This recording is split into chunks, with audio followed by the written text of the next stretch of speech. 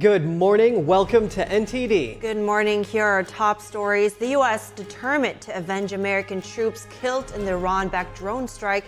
A former Israeli intel officer explains the strategic decisions each side must make at a moment of major consequence. The U.S. striking more Houthi targets in Yemen as Israel's military fights intense battles across the Gaza Strip, and some Palestinian medics move to the front lines of the war, risking their lives to treat the wounded. FBI Director Christopher Wray gives Congress a warning about the threat of China's cyber operations, what this means, and how it could affect Americans.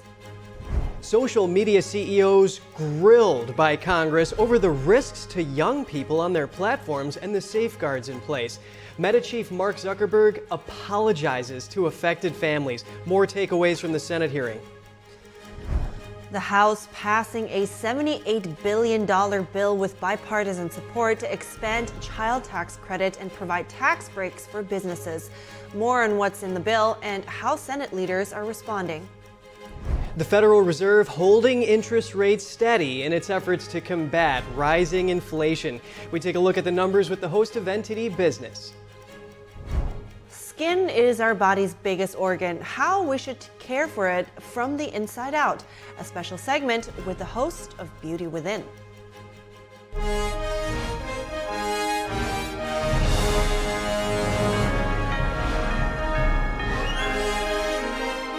This is NTD Good Morning.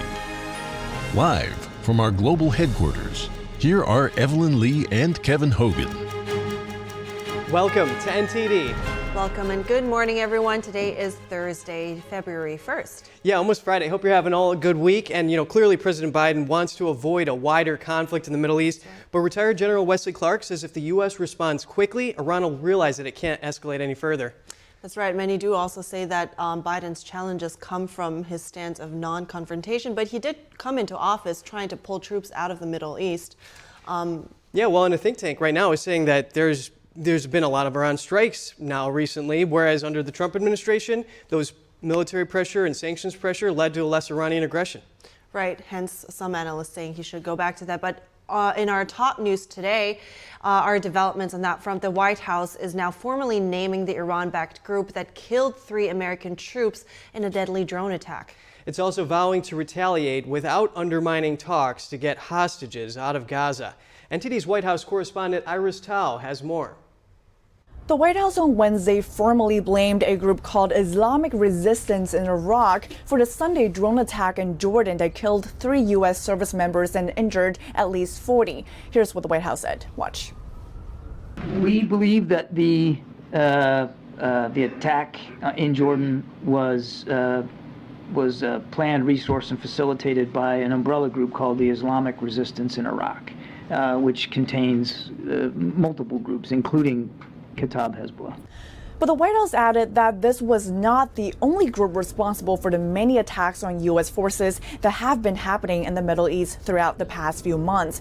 And President Biden on Tuesday said he had decided on how to respond to the latest drone attack, but wouldn't go into details. The White House on Wednesday saying that there will be multiple phases to the U.S. counterattack, while adding that this should not impact any ongoing talks to get a hostage deal from Gaza. And this Friday, President Biden will attend a dignified transfer at Dover Air Force Base to mark the return of fallen U.S. troops to American soil. For more on possible ripple effects of the impending U.S. retaliation, we're joined by Avi Melamed, a former Israeli intelligence official and senior official on Arab affairs. Avi, thank you for your time today. When we consider the U.S.'s strategy here, why would it choose to adopt a tiered strike over a period of time, which they signaled might be done? Thank you for having me. The key is basically restoring deterrence, the United States deterrence. Now, the whole idea beyond that is to basically create an escalating retaliation if the Iranian will not get the message. There is no need necessary to start with a big, massive strike and so on. There is a tactic that basically you apply a gradual process, and you want to see what the Iranian reaction is going to be. If the Iranians are going to not get the message and they will continue to attack the United States through their proxies, you escalate your retaliation. So, Avi, what's the Iranian thought process here when they decide their strategy, considering there's some opposition internally to the regime, as well as that protest that broke out in Kurdistan after the executions there, based on those people allegedly working with the Mossad?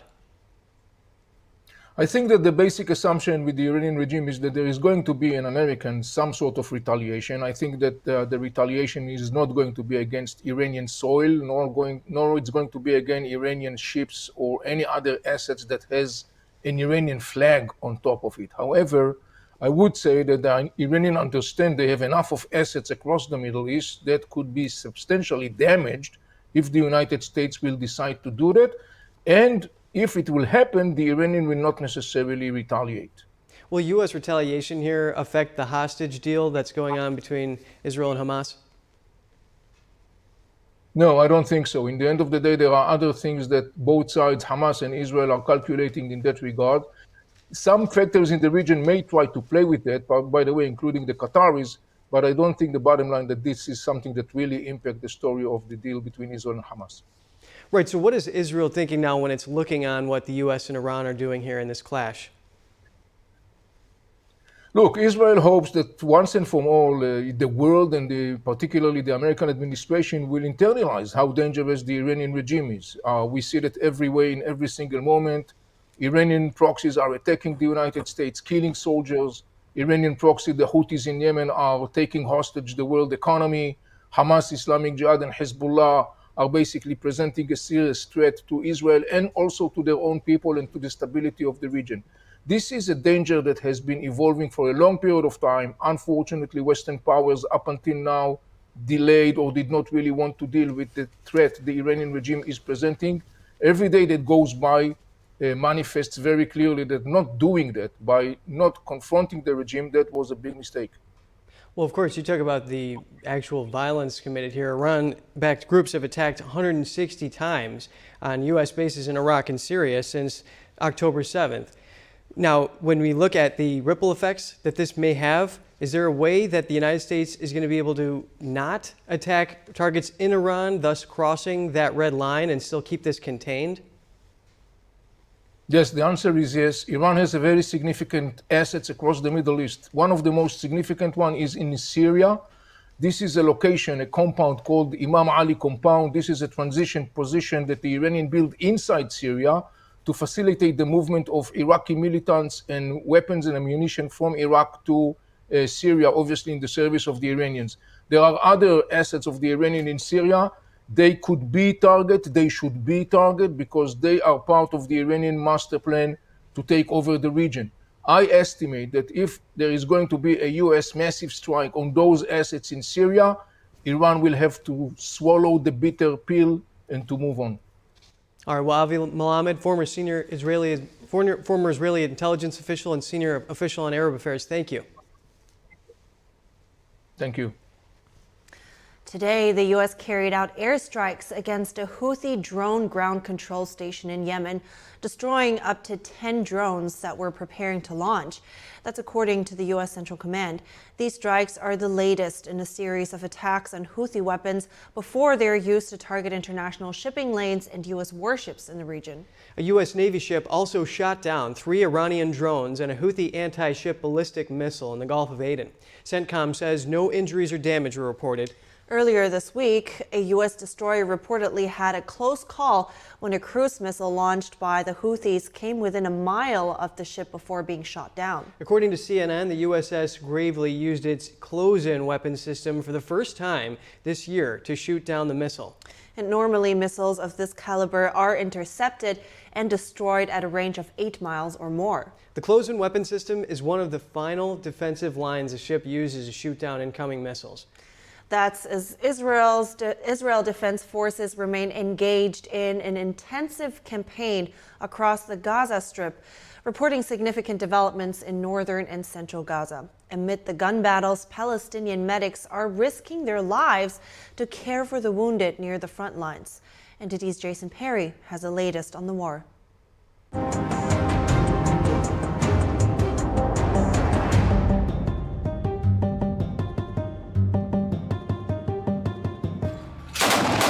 Israel Defense Forces continue to battle their way through the Gaza Strip. On Wednesday, the IDF reported killing 15 terrorists in the northern Gaza Strip in just 24 hours. And in central Gaza, the IDF killed 10 armed terrorists in less than an hour. And in Khan Yunis in southern Gaza, the Hamas-run health ministry said over 150 people have been killed in the last 24 hours. Palestinian medics are now risking their lives as they move their ambulances to the front lines to be ready to care for the wounded. We now function as an ambulance field point in central Khan Yunis. Since we left 6 days ago, we have been working. There's a lot of injuries among the displaced who are in the industrial quarter in some schools. South Africa's foreign minister has taken note of the recent death toll and called for states to stop funding Israel's military. Her comments come just days after the World Court ordered Israel to take steps to prevent genocide in its war against Hamas terrorists. I can't be dishonest. I believe that the rulings of the court have been ignored by Israel. Hundreds of people have been killed in the last 3-4 days, and clearly Israel believes it has license to do as it wishes. The World Court also ordered Israel to take steps to improve the humanitarian situation in the Gaza Strip. Israeli Prime Minister Benjamin Netanyahu on Wednesday addressed these concerns. South Africa had the temerity to bring this to the ICJ, charging us with genocide against, really in the service of a genocidal organization. Now, the worst thing that I can say is this, that many of the charges, false and unfounded, that were leveled against us in The Hague were brought by UNRWA officials. And we have discovered in the last few weeks that UNRWA officials were complicit in the massacre. Netanyahu then called for other United Nations agencies to replace UNRWA to help solve the humanitarian aid situation in the Gaza Strip. And regarding the 136 hostages still being held captive in the Gaza Strip, National Security Council spokesperson John Kirby said the discussions to release the hostages have been productive. Kirby also said that Secretary of State Antony Blinken will be heading back to the Middle East at the end of this week to continue the negotiations to release the hostages. Jason Perry, NTD News. And today, more than 100 Palestinian prisoners being held in Israel were released and entered Gaza, including 4 women, according to the Gaza Crossings Authority. Israel has not yet confirmed this. And stay with us. The House voted to pass a bipartisan bill that would expand child tax credits for low-income families and provide tax breaks for businesses. More on what's in the bill and some of the pushback it faced. Heads of 5 social media giants grilled about the harmful effects social media can have on young people. CEOs of Meta, TikTok, X, and others asked what they're doing to make their platforms safer after the break.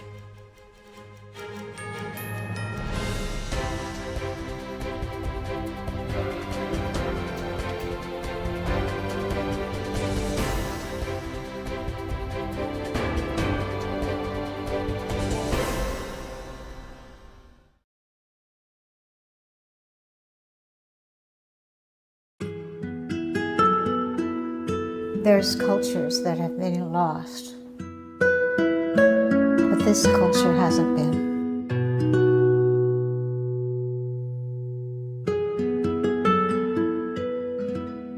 The artist is showing us our sense of who we are, where we came from.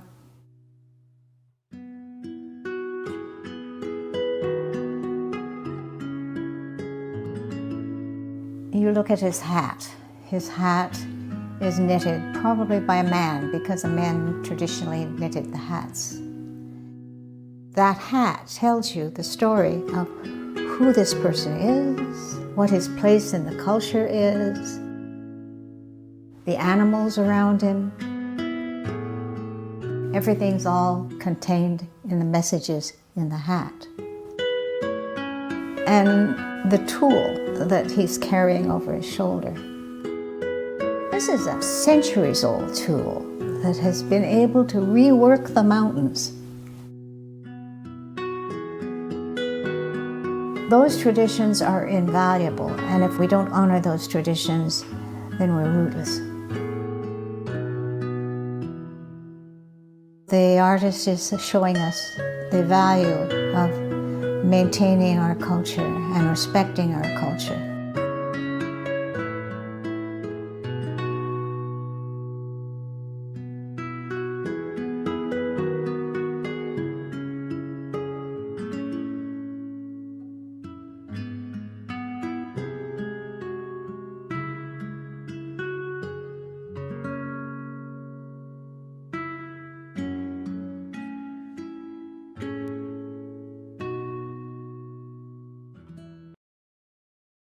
Water, nature's ultimate cleaner. We drink it, we bathe in it. Think water, think steam, think clean. Now harness the power of water with the H2O X5 5-in-1 steam cleaning system. I'm so impressed with the X5. It's an all-in-one product. I can use it throughout my entire house. It's cleaning, it's sanitizing, there's no chemicals in it. It's just steam. This is unbelievable. There is no more odor. You could spend over $500 to purchase the products that the X5 5-in-1 Miracle replaces. Order your H2O X5 steam cleaning system, a $500 value, for just 4 easy payments of $43. Order now and we'll upgrade your X5 package. We'll add a 6th mode with a dusting and polishing wand. Valued at over $30, this extra bonus attachment makes your H2O X5 the H2O X6. That means your 10-piece system becomes a 12-piece system at no extra cost to you. All for just 3 easy payments of $43. Call or click right now.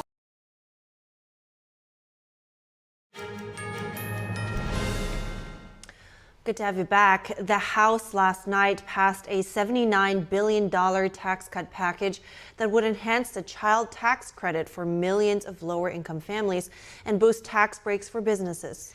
The bill gives policy wins to Democrats and Republicans, but it also received pushback from both sides. It'll next go to the Senate.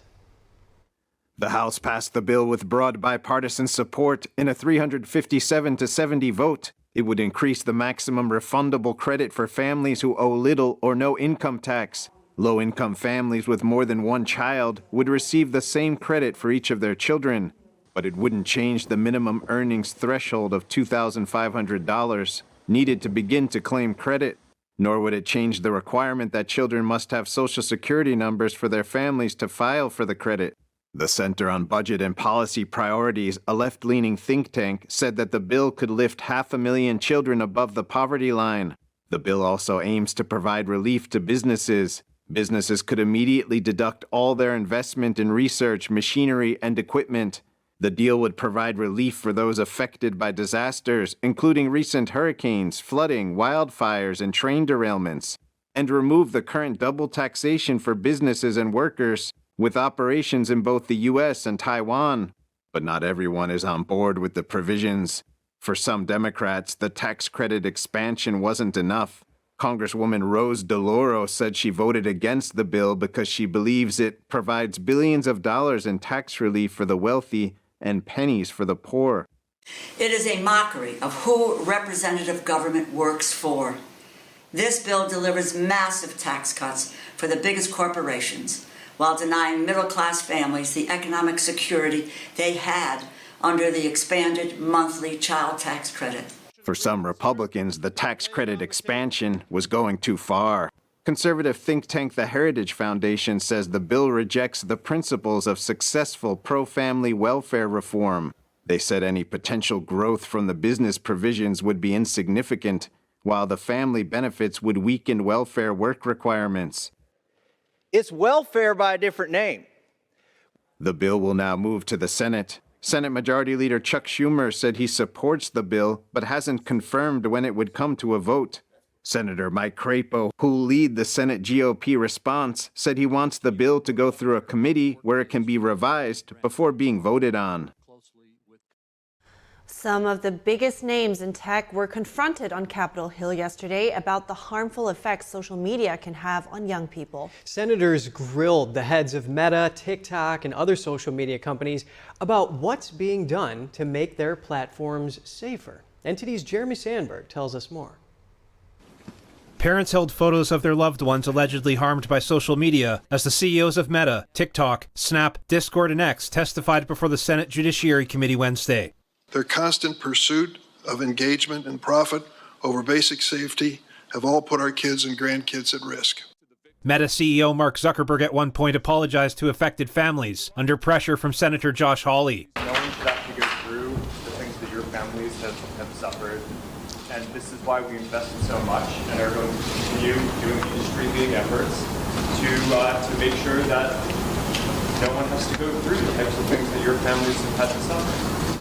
Snap CEO Evan Spiegel also apologized to families whose children died after buying drugs on Snapchat. The company heads were questioned about child endangerment, sexual exploitation, fake news, drugs, and election meddling. We very much believe that this content is disgusting. X will be active and a part of this solution. Many of the lawmakers are set on overturning a federal law that gives the tech giants immunity from lawsuits over user-generated content. But you have blood on your hands. And want tougher regulations in place. This is about finally getting some accountability. Democratic Senator Amy Klobuchar told NTD's Melina Wisecup, opening up the courtroom door is the way to elicit change. Impossible for me to believe that these major trillion-dollar companies cannot get the fentanyl off of their platforms when over 30% of people that become addicted, it's because of social media.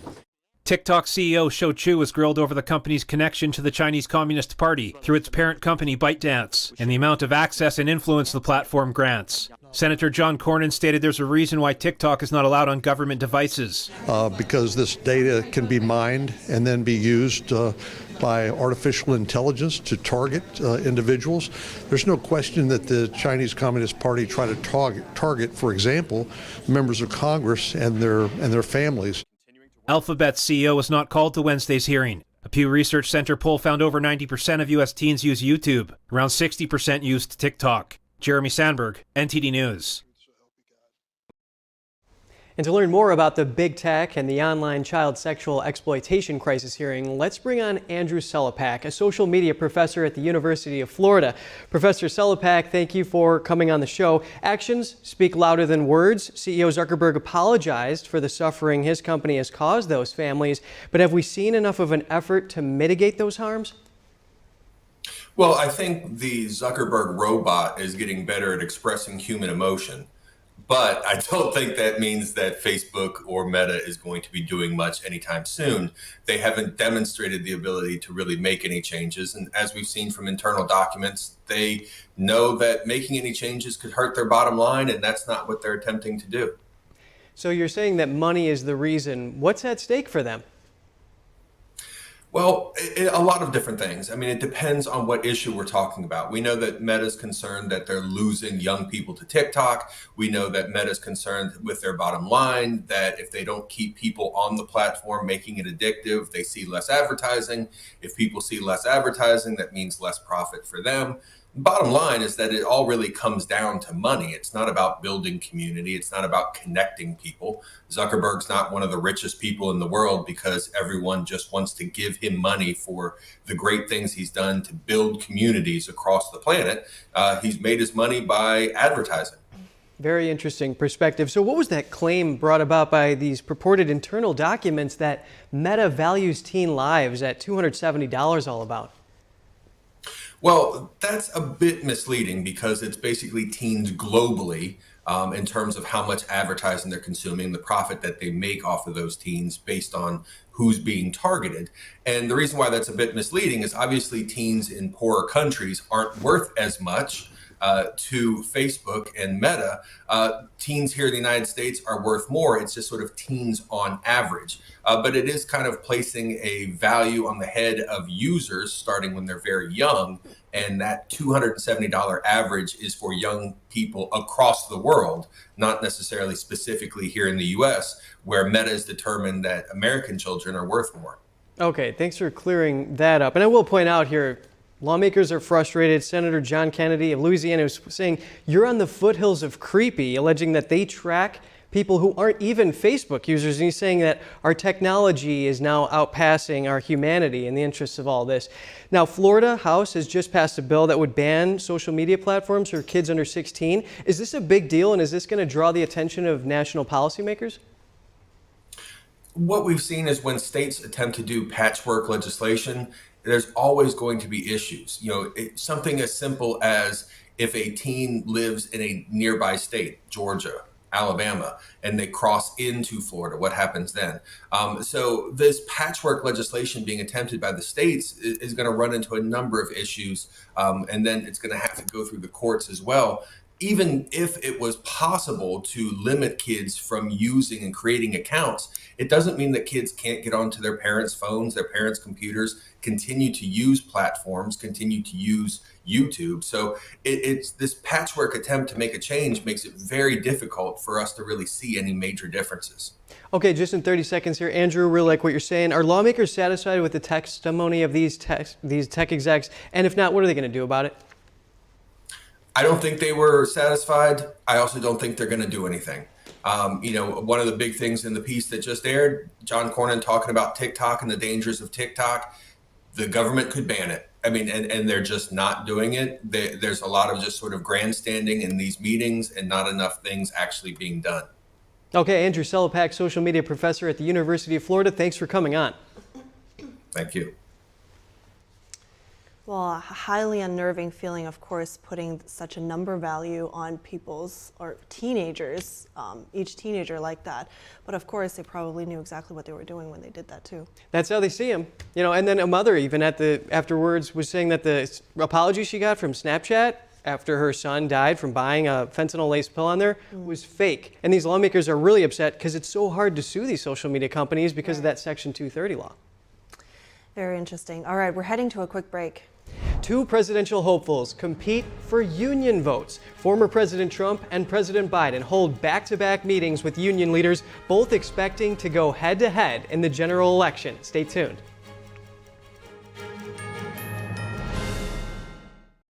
As we naturally age, many people are getting zero amount of this incredible and unique substance. That's when we start seeing an impact in our joints, skin, nails, and even our digestion. People ask me, Dr. X, what is the #1 supplement I should be taking? My answer is multi-collagen protein. People's reactions to me, people were like, what are you doing?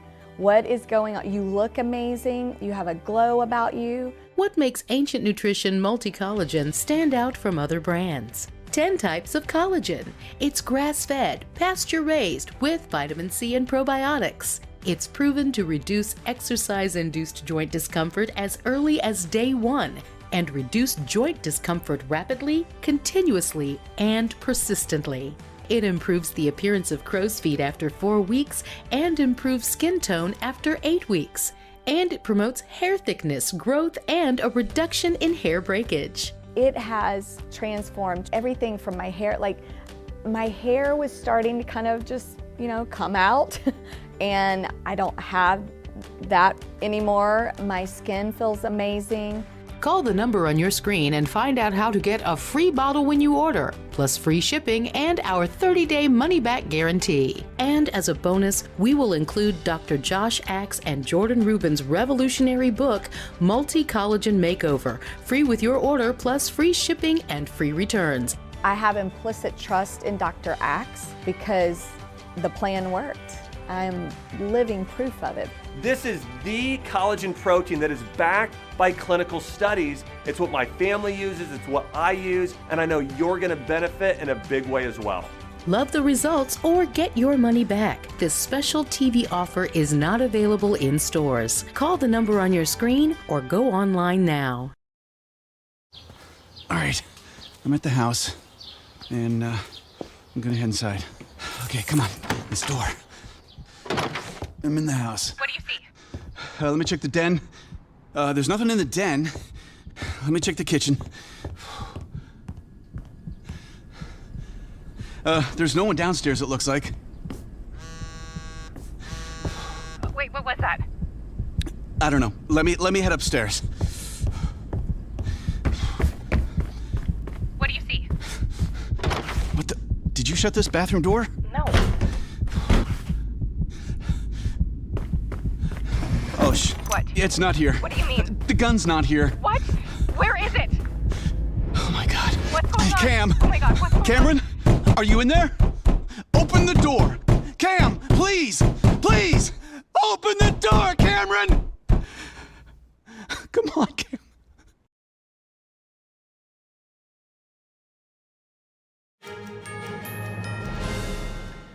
Good to have you back. On Capitol Hill, FBI Director Christopher Wray warning Congress of China's cyber operations targeting critical U.S. infrastructure. His testimony comes as the Justice Department announces measures against a Beijing-backed hacking campaign. NTD's Sam Wong has the details. FBI Director Christopher Wray warned that Beijing is leveraging its cyber capability to target critical U.S. infrastructure. That includes both military and civilians. From water utilities and the electrical grid to oil and natural gas pipelines, Beijing state-backed hackers are targeting major infrastructure across America. According to FBI Director Christopher Wray, the operation is huge, to the point that Chinese hackers outnumber the FBI's total cyber resources by a staggering 50-to-1 ratio. During a testimony before the House Select Committee on the CCP, Wray warned that Beijing's threat to U.S. infrastructure could result in real-world harm to Americans' physical safety. Steps China was taking, in other words, to find and prepare to destroy or degrade the civilian critical infrastructure that keeps us safe and prosperous. The hearing comes as the Justice Department announced it is disabling a China-backed hacking campaign codenamed Volt Typhoon. The group had attacked hundreds of office routers in order to access their data. In the face of rising cyber threats from the CCP, the committee's ranking member Raja Krishnamurthy vowed there would be repercussions. First, we will attribute it back to you if it's activated. Secondly, that could be an act of war. And third, we will respond decisively. Some members of Congress told me we still have a long way ahead of us. Are you confident in our responsiveness and readiness when it comes to tackling Chinese cyber threats in the U.S., and how vulnerable are we at this point? We're very vulnerable. I think we have a good offense. I think we have good partnerships with foreign countries. But in terms of just securing our homeland and our domestic critical infrastructure, that's where I think we have a long way to go. This is going to be a persistent and chronic threat coming from the Chinese Communist Party for as long as any of us are around. Reporting from Capitol Hill, Sam Wong, NTD News. The 2024 International Religious Freedom Summit is underway in D.C. House Speaker Johnson shed light on the Chinese Communist Party's persecution of people of faith. Tibetan Buddhists and Falun Gong practitioners are placed in forced labor camps, and they have their organs harvested by the Chinese Communist Party. And at this moment, the U.S. has an opportunity and an obligation to prevent genocide and punish those who commit it. The House Speaker vowed to punish the CCP for its human rights abuses. Last year, the House overwhelmingly passed a bill to punish the CCP for its forced organ harvesting targeting prisoners of conscience. Right now, a coalition of over 100 lawmakers, doctors, academics, and civil groups are also speaking up. They're calling on the United Nations to establish an international criminal tribunal to investigate the CCP's crimes of forced organ harvesting. In 2019, an independent tribunal in London published their finding. After a year-long investigation, it found that forced organ harvesting had taken place in China for years, and on a significant scale, detained Falun Gong practitioners were the main source of organs. Yes, very sad what's happening to that group. Yes, and there's these numbers out there's just underlining the amount of, because usually in the U.S., for example, where you have an actual organ donor system, you can wait for 3, 4, or 5 years or never even get a match. While in China, there's records of, people needing an organ and getting it in 3 days. Yeah. And they don't even have a system in place, so. Those timeframes do not add up. Yeah. And there's a battle for union support going on. Former President Trump met Teamsters union leaders in Washington yesterday, and President Biden heading for Michigan today. He's set to meet with United Auto Workers members. Both Trump and Biden are preparing for a likely general election rematch. NTD's Arlene Richards has more. Well, thank you very much. Former President Trump Wednesday meets with Teamsters union leaders and members in Washington. President Biden is set to meet with United Auto Workers members Thursday in the battleground state of Michigan. 2 candidates, 1 goal: to get the working class vote. Union endorsements could be crucial in a presidential race where just a few thousand votes in several key states could decide the 2024 election. Trump's meeting with the Teamsters follows a private get-together with union leader Sean O'Brien. The two met at Trump's Mar-a-Lago resort 4 weeks ago. But the Teamsters haven't endorsed Trump yet. They endorsed President Biden in 2020. O'Brien also invited Biden to meet at his headquarters. Biden has won endorsements from most of the nation's major labor unions. United Auto Workers President Shawn Fain last week delivered a fiery speech in Washington to endorse Biden. He told Face the Nation Sunday why he chose Biden over Trump.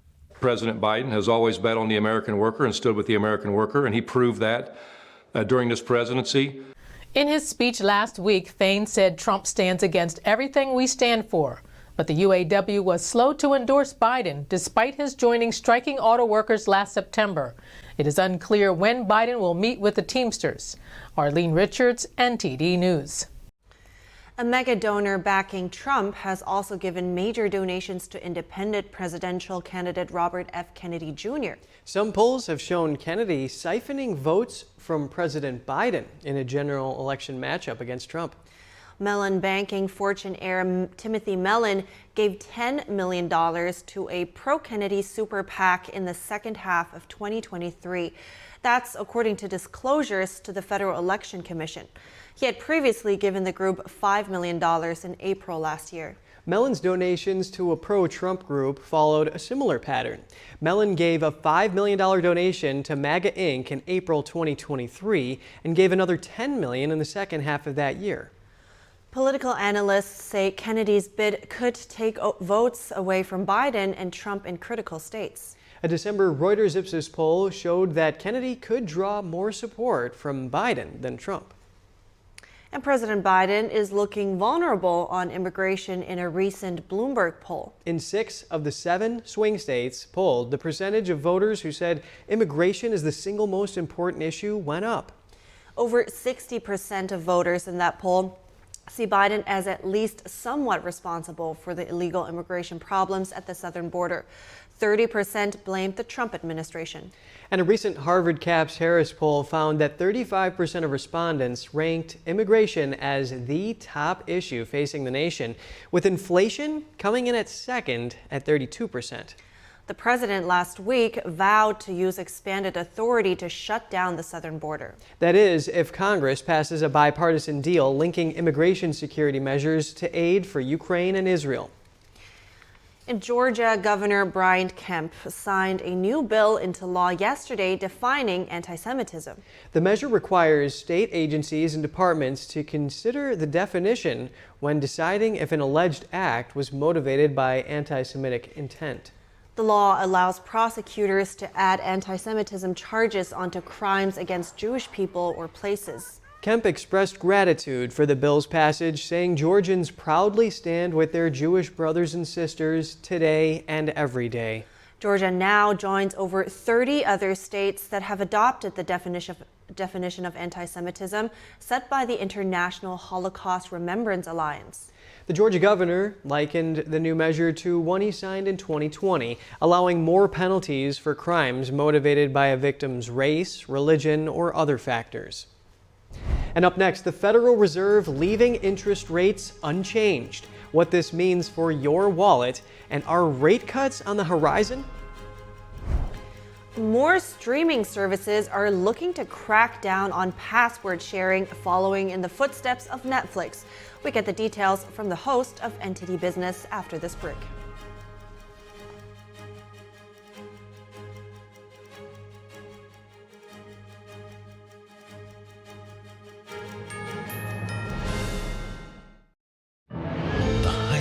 Art is beautiful, breathtaking, timeless, and moving. Experience art with 5,000 years of history, inspired by the divine. Experience Shen Yun.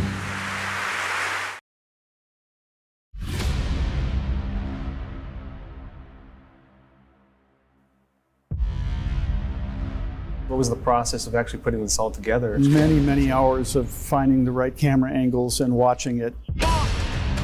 The first trouble started just after 1 o'clock. 45 pages, here it is right here. Donald Trump has been indicted. Somber day for the country. This all happened before President Trump's speech was over. The founder of the Oath Keepers militia group is headed to prison for more than 18 years. His lawyers didn't have this video. The video we're watching right now, his own lawyers did not have. There was a big question of what did the people do who actually did enter the building. This is where we picked it up with the security footage that is new. At this point, the story dramatically changes. The New Jersey man who assaulted a Capitol police officer on January 6th has been sentenced. So this was withheld. This was not shown to the defense. That could be considered exculpatory evidence. This doesn't seem like what a lot of the media is showing. It's going to change narratives no matter what your political perspective is.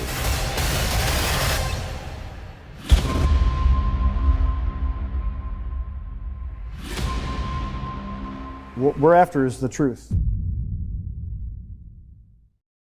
It's all good, baby. Is it really all good? If you love me enough to routinely test your handyman skills, not to mention the strength of your marriage, then of course you'll visit nhtsa.gov/therightseat to make sure I'm in the right car seat. Looking for a healthy and smooth-tasting brew? Drop by Days Coffee Roasters today and explore our wide selection of specialty-grade, small-batch roasted coffee. Home to North America's first enzyme-fermented coffee, we source a wide selection of specialty-grade coffee beans from around the world, and our baristas are ready to craft your customized brew. Visit Days Coffee at 28 North Street, Middletown, New York. Come experience a brew like no other.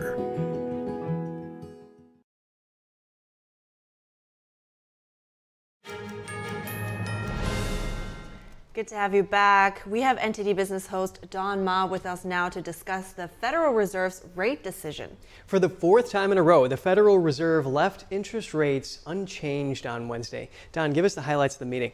Okay, so first of all, the good news is that the Fed repeated again that interest rates had likely reached their peak for now. But I think the biggest takeaway from yesterday's meeting was Powell saying that probably rate cuts are not coming as early as March. And this is significant because there was actually a lot of hope out there that a rates cut would indeed happen as early as March, which was in just a couple of months. But Powell said yesterday that they don't think that it would be time to cut rates until it has gained greater confidence that inflation was moving sustainably down. And Powell said that they don't think that it's likely by the next meeting that they will have that confidence for inflation to be going down. But Powell said that it was just a matter of time, though, even though that cuts may not be coming in March.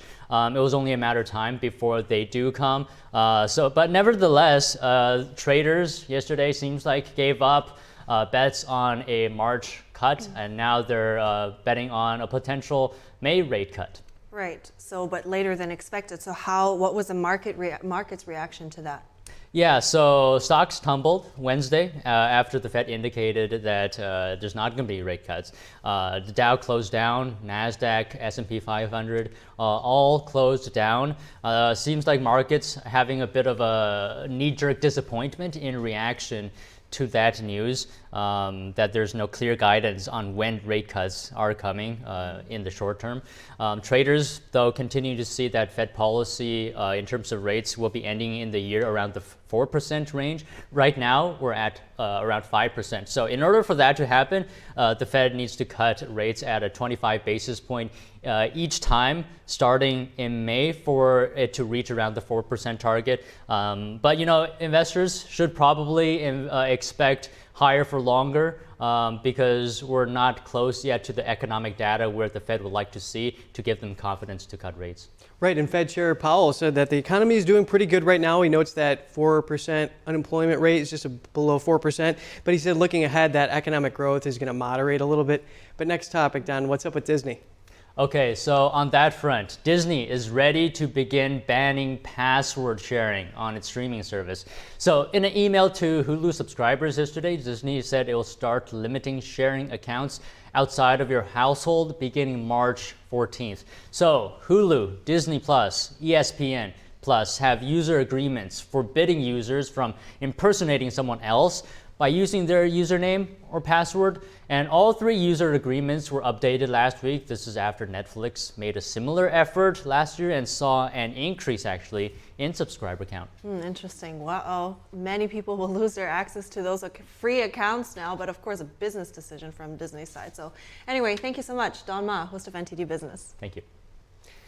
Coming up, wintertime can be harsh for your skin. What's the best way to take care of it from the outside and within? A special segment with the host of Beauty Within coming up.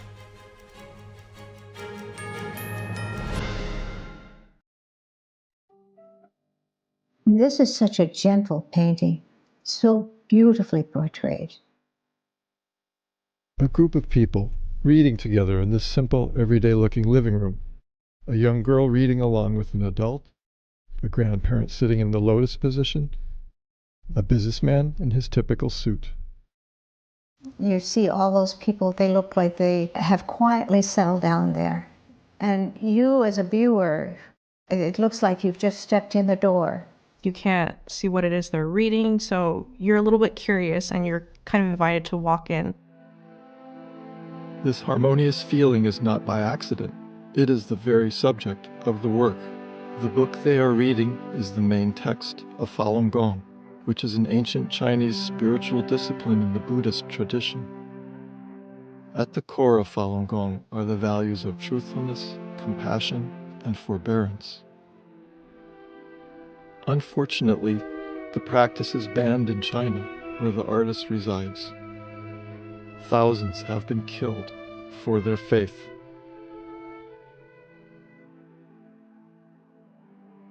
Golden energy blooms into the room as a result of their steadfast faith. The painting on the back wall reminds us of this work's title, Plum Blossoms in a Muddy World. It's also a metaphor for the practitioners that are sitting in the room as plum blossoms. They signify perseverance and hope that all brutal winters end and life is renewed once again. The magical painting.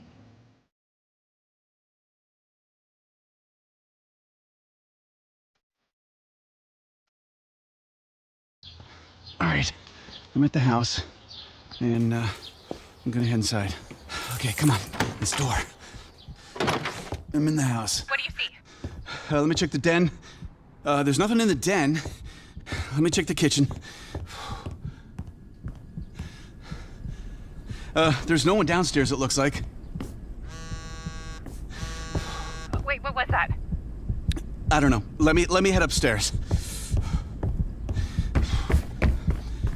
What do you see? What the? Did you shut this bathroom door? No. Oh, What? It's not here. What do you mean? The gun's not here. What? Where is it? Oh my God. What's going on? Cam. Oh my God, what's going Cameron, on? are you in there? Open the door. Cam, please, please, open the door, Cameron. Come on, Cam.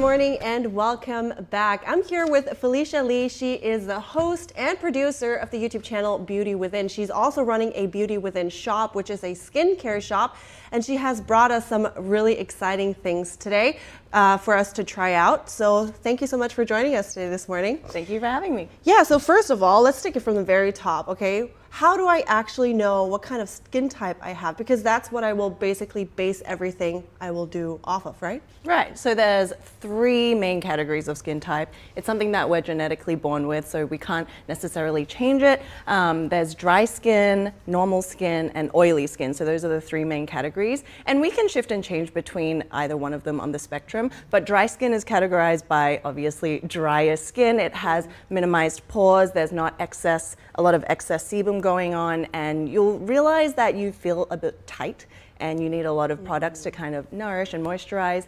Normal skin is the jackpot, I guess, the lottery skin, because it's neither oily nor dry, and there's not a lot of problematic skin concerns that come along with it. Whereas with oily skin, you'll also know if you have oily skin because the T-zone, which is the forehead, the nose, and the cheek area, will tend to get a little bit more oily during the day, especially in the summer months, and you might experience more breakouts because of clogged pores and sebum production. For the winter months, let's say for me, because I have dry skin, we just figured that out. So what does that mean for somebody like me with dry skin versus somebody that has oily skin? The foundation is the same. We all need hydration for the skin, and hydration means water. So there's a few ingredients that work across the board no matter what skin type you are. Things like hyaluronic acid, glycerin, these are all humectants. So humectants are drawing water from inside our skin cells as well as the outside environment. So that keeps our skin plump. So for dry skin, that's really important because we're lacking hydration. And throughout the day, you'll also experience something called TOOL, which is transepidermal water loss. So that's almost like dehydration, the weather pulling out hydration from our skin. So really important for dry skin people to restore that water tank in our skin. And then you move on to nourishing ingredients, which include oils. So moisturizers are really important for not just dry skin, but all skin, because it keeps our skin barrier healthy. It's kind of that protecting veil in our skincare routine. So you can get hydration in your toner step. So this is a toner which is characterized by a very watery consistency. It's normally formulated with really soothing ingredients like green tea or hyaluronic acid. So those are popular ingredients. And then you'll see serums, which are like these, and serum consistencies can vary from a little bit more viscousy, so it's like a gel, which is where you'll also kind of like layer up that hydration before the moisturizing step. What about these rule of thumbs that we just kind of went through? Is that the same for every age group? Let's say I go home to tell my mom, this is what you should do. Do I tell her the same thing? So the foundational basis of any skincare routine that transcends age or skin concern is a cleanser, a moisturizer, and a sunscreen. So bare minimum is a 3-step process for any skincare routine. Bare minimum. Any age. Okay. Yeah. If you wear makeup, I highly recommend either a cleansing oil or a cleansing balm. This one's really cool because it swivels out. So instead of dunking your finger into a pot, it just shaves out like a pencil. You don't know how much that's worth for me. Wow, I love that. Yeah, it's so satisfying. So something like this, it makes cleansing your makeup off or just sunscreen off such a breeze, and it's so satisfying, like even mentally, it's like wiping off the day's work. And then following up with a cleanser. So this is known as the double cleanse, where you first start with a oil-based cleanser, following up with a water-based cleanser. So if you have acne-prone skin or problematic skin, you can look for something with chemical exfoliants, which will just help break down that dead skin that's floating around, which might be causing some acne and breakouts. But cleanser, very important. And then I would say just find a moisturizer that you enjoy. But then the toners and serums are where maybe you wake up and you're like, oh, I'm feeling extra dry, or maybe it's extra cold today, or I was in the office and the air conditioning and heating was taking an extra toll on my skin. That's when you'll start either including these supplementary toners and serum steps. And then Koreans are really known for as well mugwort or Centella asiatica, so you'll probably see that labeled as Sika. Brands like Dr. Jart, formulate their whole skincare range around just the Centella asiatica. So that ingredient is really good for all skin types because it helps with irritation, inflammation. Anytime you see redness, itching, it's like this healing balm. So what about then men and women? Do they have, because I often see, there's a line for men, there's another skincare line for women. Yeah. What's the difference there? Nothing. Skin. That's a letdown. Yeah, no, skin is skin. If you think about it, it is our largest organ. It's the only organ that we can visibly see. And the only difference between men and women is packaging. And I think more and more people are realizing that it's so important to take care of our biggest organ, the skin, in the most basic ways. So 3 steps, anyone can do that. Got it. All right, so I've been wasting a bunch of money on my husband's skincare, basically. Okay, well, and whatever gets them to use it, I think that's the point. That is true, though. The smell, the packaging. Yeah. All right, so what about hormonal acne? A lot of people say actually that it gets worse in the winter. So how do you tackle that? Because I would imagine that this is something you actually do from within. Yeah. Well, hormonal, exactly like you said, does start from within because it's breakouts arising from hormonal imbalances. And it really comes down to what we're consuming. So consuming in terms of food, nutrition, and diet, but also mentally as well, because there is a brain gut-skin connection. So it's all aligned. So you can even think about it when you get stressed, you tend to break out, or you tend to look really dull and ashy. So with stress, it might affect your eating habits. You might tend to start eating more or craving more salty foods or deep fried foods because that craving is actually a physical manifestation as well. And so we'll start eating a little bit, more casually, sloppily, which will then affect our skin because then our skin is not enjoying, not even just our skin, our scalp is not enjoying the nutrients from within that it needs. So hormonal imbalances can come from a variety of different reasons, whether you're taking medication, whether it's genetically, maybe your parents or also had acne that will maybe get passed down to you, which was what I experienced. And then, like you said, with age, it can also increase into adult acne, which is different from teenage acne, which starts from the forehead and the cheek area. And then as you age, it travels down to the chin and jawline. So they're kind of different, there's different treatments that you would approach hormonal acne at different stages of life. And maybe one of the reasons why winter is a little bit it exacerbates the hormonal acne is because we're not hydrating enough. So a lot of people think they have to target acne breakouts or hormonal acne with really strong active ingredients, but actually if you take a really soft approach by just using these hydrating ingredients, our skin is yearning for water content because our bodies, our skin are largely made up of water. So when we don't have enough in our reserve, that's when we'll start overproducing sebum, and that's when the sebum will get clogged with dead skin in the winter, which creates breakouts and hormonal acne. That's really interesting because one of the misconceptions I might have had is that if you have too much sebum, you should reel back all the products that you're using, but you're saying that's not right, so that's really interesting. So where can the viewers find your shop? Yeah, so you can go to www.beautywithin.com and your whole skincare routine and all its steps are on the website. Okay, I think we covered a lot of ground today and I'm really excited about this. So thank you so much, Felicia Lee, for coming on today. And as for us, we're heading to a quick break now, but we'll be back in just a moment, so stay tuned.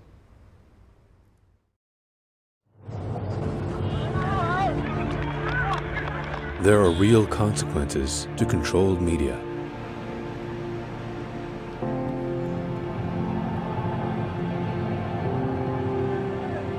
And NTD's founders know them firsthand. Our freedom of thought is the price. This is the lesson that guides us in everything we do. So there's the tear gas there. We know the value of a free society. And we take seriously the responsibility to preserve it. We are NTD.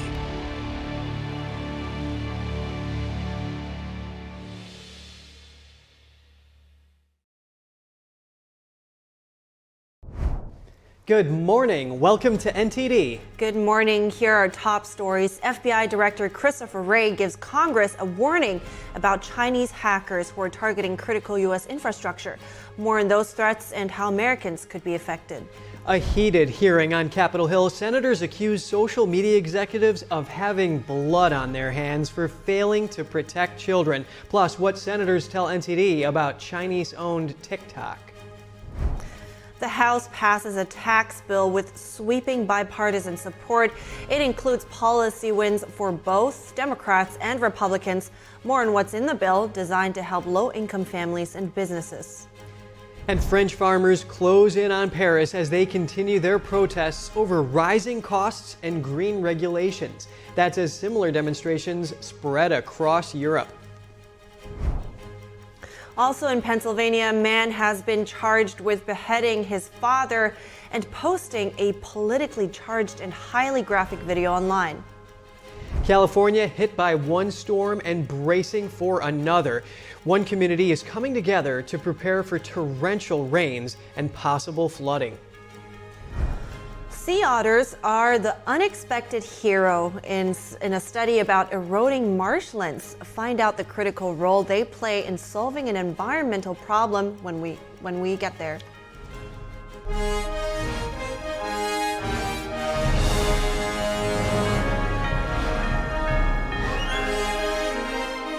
This is NTD Good Morning. Live from our global headquarters, here are Evelyn Lee and Kevin Hogan. Welcome to NTD. Welcome. Today is Thursday, February 1st, and in today's top news, in Washington yesterday, members of Congress grilled the CEOs of social media companies TikTok, Meta, X, and Snapchat. Lawmakers are ramping up pressure on these companies to combat child exploitation.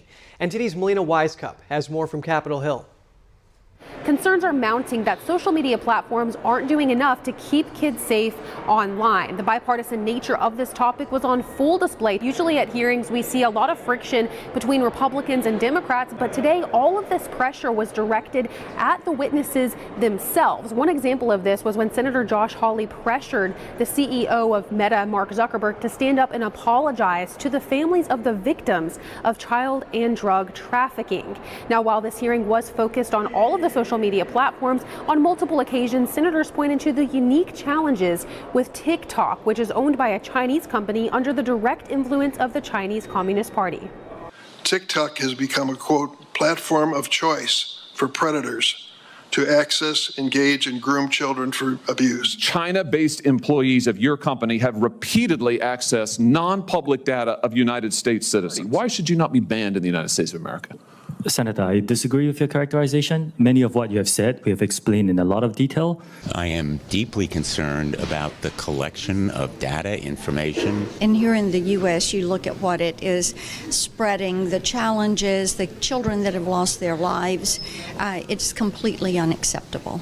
Dumb down our children or in some way launch a psychological warfare against America. Absolutely. We know these platforms are also used for propaganda.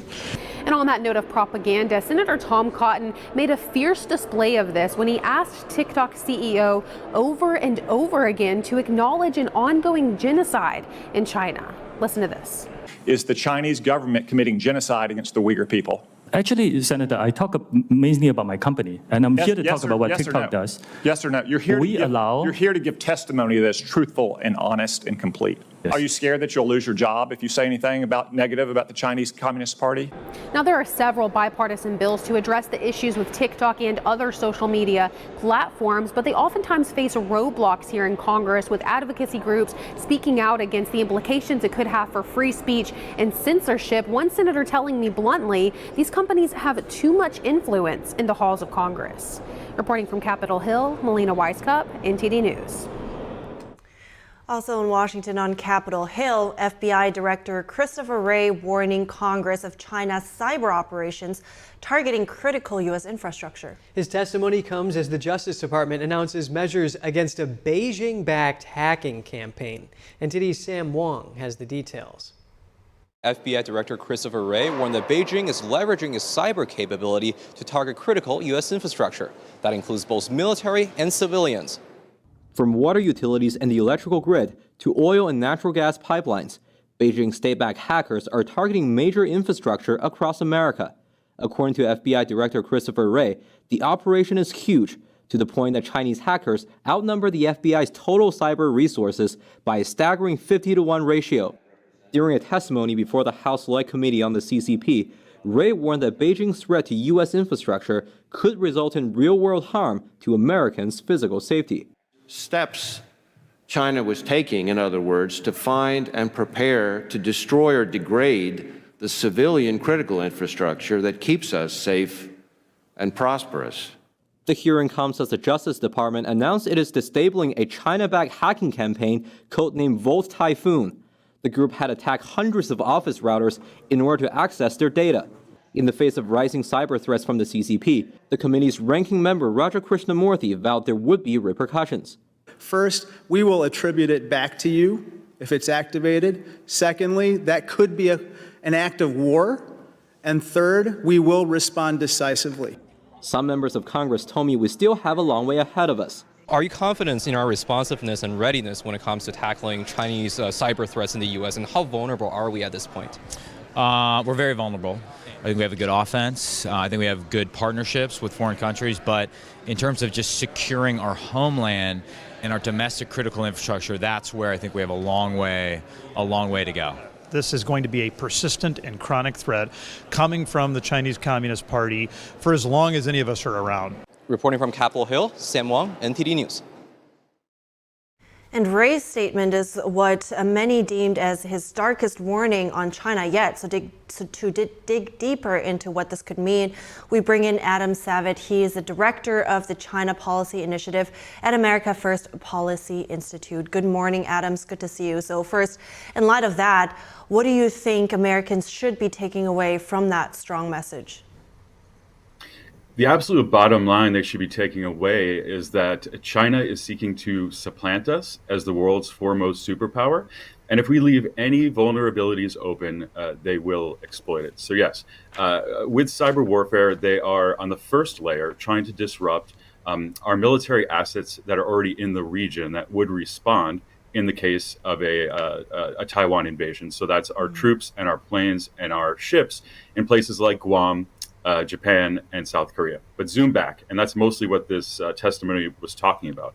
That's the logistics that would be needed to sustain a war in Asia. So think of rail assets that you need to take tanks and other heavy equipment across the country. Think of trucks that rely on GPS and that rely on fossil fuels being pumped in order to get that equipment across the country. But go ahead and zoom out again and look at the population and the morale of a population that needs to sustain a very difficult effort like that. Look at the average American citizen. If they have problems with their with clean drinking water, if they have problems with their own electricity, if their GPS or their local let's say traffic signals go out, they can't get their children to school, they can't get to work. The last thing they're worrying about is our war effort. And so that is a way that they can undermine our entire ability to wage warfare. Right, and another elephant in the room this year would be the election. So how would that pose a risk, or how much of a risk would that pose for that? Sure, there's all sorts of ways that can interfere there. I mean, the most obvious and the easiest would be through TikTok, again, where they have 100 million plus American users through their smartphones who are vulnerable to influence. We've seen this, and it has been quantified in the way that they have influenced American opinions, especially young, but across the board, regarding the Israel-Gaza conflict. They could do the same thing if there were a conflict over Taiwan. They could deploy pro-Beijing bots and influencers. But even in peacetime, they can, in more subtle ways, use TikTok in order to influence opinion, and also through more traditional modes of media as well. And they use all of those outlets in order to sow discord in areas where we already have conflict. So a lot of times they will highlight racial division. They will use crime. They will use any differences that we already have within ourselves, exploit it. You know, they're very keen observers of our society. And then they use hacking, they use social media, they use traditional media in order to exploit those vulnerabilities. Right. And how much do you think do American citizens on TikTok and those social media platforms actually, how much knowledge and how much caution is there about China's role in that? Is it enough? Yeah, I'm sure most of them either have no idea or they're just so addicted to the product they really don't care. That's part of the problem. It's subconscious the way that people absorb this, and that's the way they want it to be.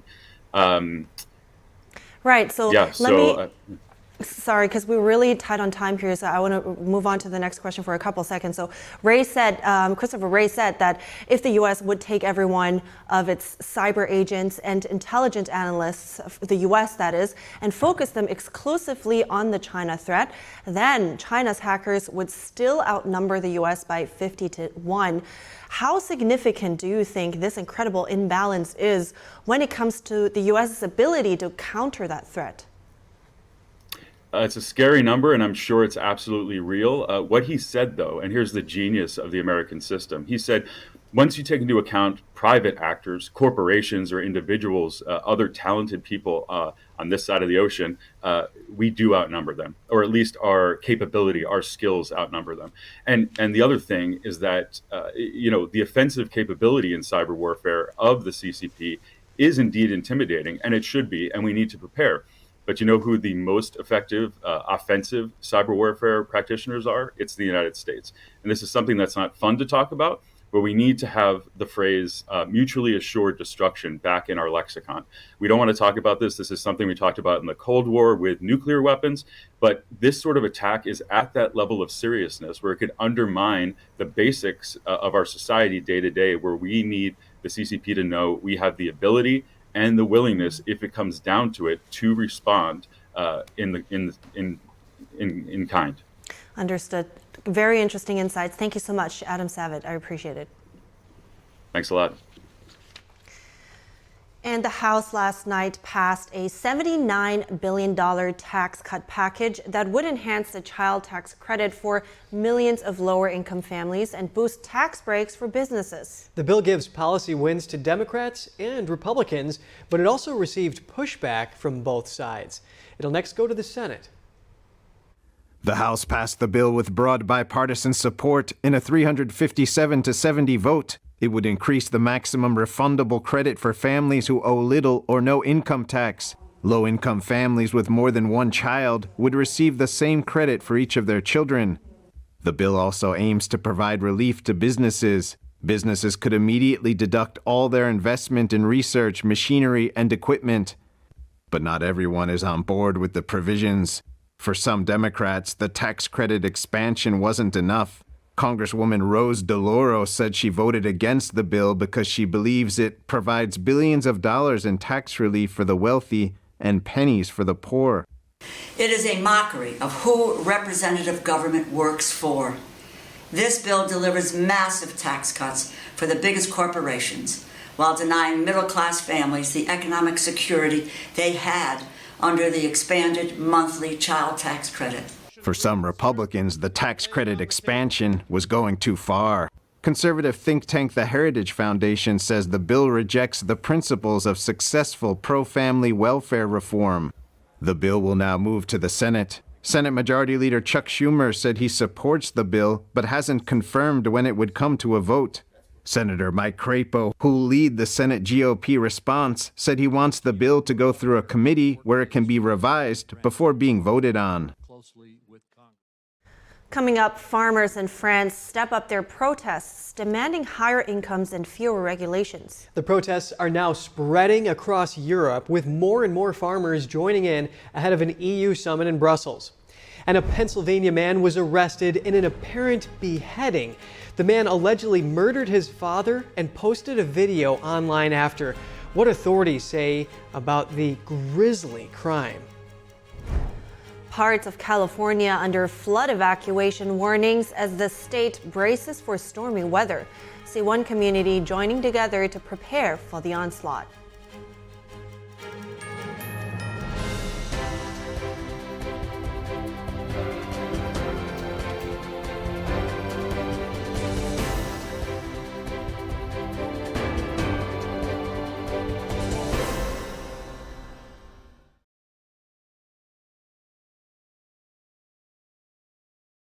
Shen Yun Creations, the streaming platform from Shen Yun, featuring world-class dance, past programs, and all original music.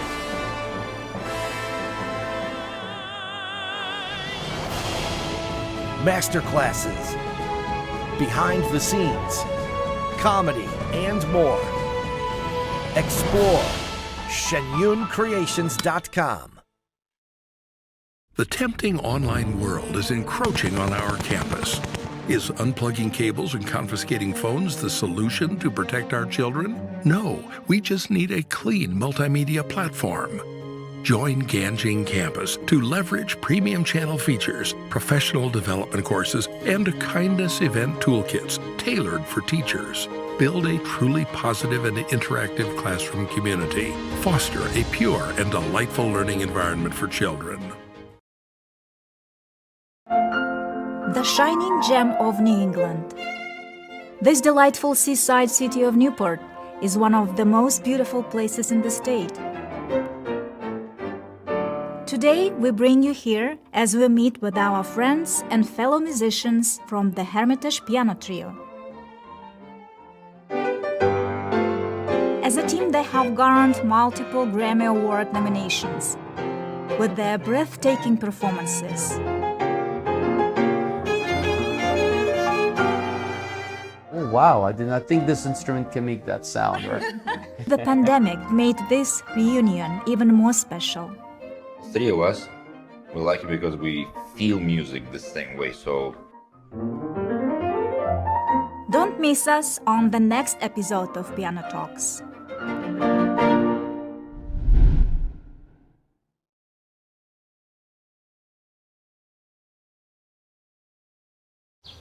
All right, I'm at the house, and I'm gonna head inside.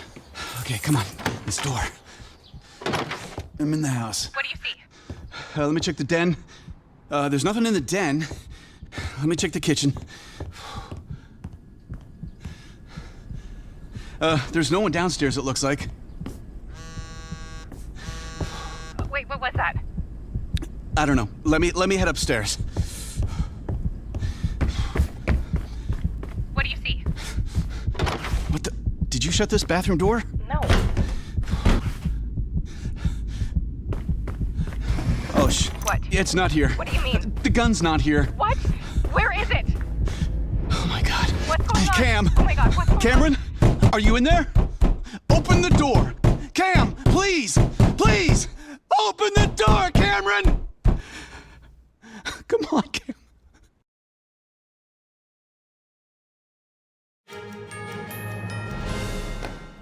Good to have you back. Today, the U.S. carried out airstrikes against a Houthi drone ground control station in Yemen, destroying up to 10 drones that were preparing to launch. That's according to the U.S. Central Command. These strikes are the latest in a series of attacks on Houthi weapons before they're used to target international shipping lanes and U.S. warships in the region. A U.S. Navy ship also shot down 3 Iranian drones and a Houthi anti-ship ballistic missile in the Gulf of Aden. CENTCOM says no injuries or damage were reported. And in France, farmers step up their protests. They're facing police blockades as they make their way into Paris. That's as farmer protests over low incomes, restrictive regulations, and unfair trade rules spread across Europe. Armored vehicles surrounded the massive Rungis food market in the southern suburbs of Paris as protesting farmers reached the produce hub on Wednesday. Rungis market is one of the largest wholesale markets in the world. Most recently, it's become a symbolic target for France's disgruntled farmers. They've been protesting for weeks now, saying they're not paid enough, are choked by taxes and green rules, and face unfair competition from abroad. They stepped up their protest this week. On Tuesday, traveling in their tractors, they blockaded major roads into the French capital. The farmers are now attempting to move into Paris to register their protests at the heart of France. Around the country, agricultural producers and their families are coming out in a show of solidarity with the protesting farmers. In the city of Strasbourg on the border with Germany, a group of children rode toy tractors, echoing the protests. With their parents escorting the caravan, they carried signs reading, "Tomorrow I will feed you." The protests, which began in the southern city of Toulouse in mid-January, spread all over the country and now across Europe. In neighboring Belgium, farmers drove their tractors into the capital, Brussels. European leaders are meeting there today, and the farmers are hoping for a loosening of the rules that govern the EU's shared agricultural policy. We wanted to come here right away because we think the most important thing is to block the parliament. This is the capital of the European Union. This is where everything is decided. Time is up. Think of the farmers. Talk to the farmers rather than about the farmers. Discuss what is possible. We are open to dialogue. The protests have reached as far as Greece, where farmers briefly blocked major roads. They say they're facing rising production costs while prices remain low. They're demanding faster compensation for crops and livestock lost in destructive flooding last year and from other weather-related incidents. Our region here has a lot of problems, which have mounted all these years. Shall I start with subsidies? What subsidies? Just a setback of payments. Subsidies are down 50–60%. Farmers are especially vulnerable. He is the one that has to directly deal with climate change. The farmers need to be seriously addressed. What started as a local protest has grown into a pan-European movement. It shows no sign of slowing, and farmers have made it clear that they will not back down until they are heard. Actor Alec Baldwin pleaded not guilty yesterday to charges of involuntary manslaughter. The charges stem from a fatal shooting in 2021 on the set of the movie Rust in New Mexico. Baldwin appeared remotely in a New Mexico court Wednesday after waiving his right to an arraignment. He was released after the not guilty plea. As part of the conditions of his release, Baldwin may not possess any firearms and is prohibited from drinking alcohol. The 65-year-old actor must avoid contact with anyone who could testify in the case. He also cannot leave the U.S. without court permission. Cinematographer Helena Hutchins died after a gun Baldwin was holding was discharged on the set. If convicted, Alec Baldwin could face up to 18 months in prison and be required to pay a $5,000 fine. And in Pennsylvania, a man has been charged with murdering his father and posting a video online afterwards. A warning to our viewers, the following story contains details that some may find disturbing. Justin Moan was charged on Tuesday with decapitating his father and showing his severed head in a now deleted video. Prosecutors say police responded to a call from Moan's mother and found her husband in the bathroom decapitated in a pool of blood, a knife and machete in the bathtub. Police said the suspect posted a 14-minute-long video to YouTube in which he read from a script and flashed his father's head. The video was viewed 5,000 times before being taken down. Moan reportedly went on a politically charged rant, railing against the Biden administration and describing his father, a federal government worker, as a traitor. And 3 people were killed and 9 others were injured on last night in a building collapse near Boise Airport in Idaho.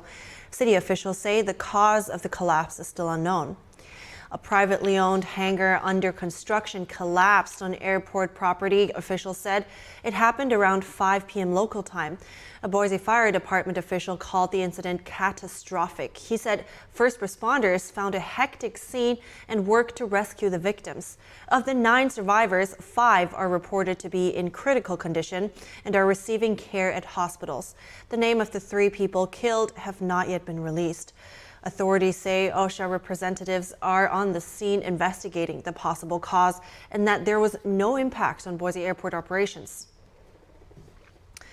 In California, residents are bracing for stormy weather this week. The National Weather Service has issued flood evacuation warnings in some low-lying areas and winter storm warnings for some high-altitude areas. Communities are coming together to prepare for the torrential rainfall headed their way. California is facing back-to-back storms known as atmospheric rivers this week. The storm arriving today is expected to bring 1 to 3 inches of rain, especially in Southern California. Flood warnings are in effect. Residents of San Diego are preparing for the worst. They were just swamped by flooding last week. Locals are coming together to lend a hand with flood preparations. I've been out here since 5 o'clock this morning filling bags, and the residents in this neighborhood, they enthusiastic about the help. They've all come down. As you guys can see now, there's people from the community here all helping out, pitching hands. Later this week, a second storm is on track to hit the state. The next storm might even be a little bit more powerful than this first storm. But the big issue with the next storm is the length of time that we're going to be under the moderate to heavy rain. And so that's going to add up very quickly and over a long period of time. So that could produce, again, not only urban flooding, but we're talking small rivers and streams. The National Weather Service issued a winter storm warning for mountain areas in the Sierra Nevada. They could see up to 18 inches of snow. A silver lining, this week's storms are expected to improve water levels across the state. In other news, hungry sea otters are helping to protect a California estuary, according to a new study. They're saving marshes there by munching on crabs that damage the shoreline, leading to erosion. Sea otters eat constantly, and one of their favorite snacks is marsh crabs. These crabs burrow into the banks and eat the grass that helps hold the dirt in place. A Duke University study published yesterday said marsh banks were falling into the creeks there in giant clumps. The study said the return of the crab-eating sea otters near Monterey, California, helped slow down erosion in local marshland. A marine biologist said by eating the crabs and lowering their population, otters reduced the erosion effect. Marshes provide so many important services. They're the lifeblood of many local communities. They increase fisheries production. They protect against erosion from hurricanes. They sequester carbon 10 to 20 times faster than forests do, and they hold it in their sediments. They soak up pollution before it pollutes our estuaries, and they provide recreational services. Sea otters were almost hunted into extinction. Hunting bans and habitat restoration have allowed them to make a comeback. Just shows that nature has its ways to keep everything in balance. Yeah, it's really great studying ecology. Yeah. All right, great way to wrap up the show. We'll keep you updated, of course, with the latest information. So stay tuned for our News Today broadcast at 11 a.m. Eastern Time. Thank you for watching. I'm Evelyn Lee. And I'm Kevin Hogan.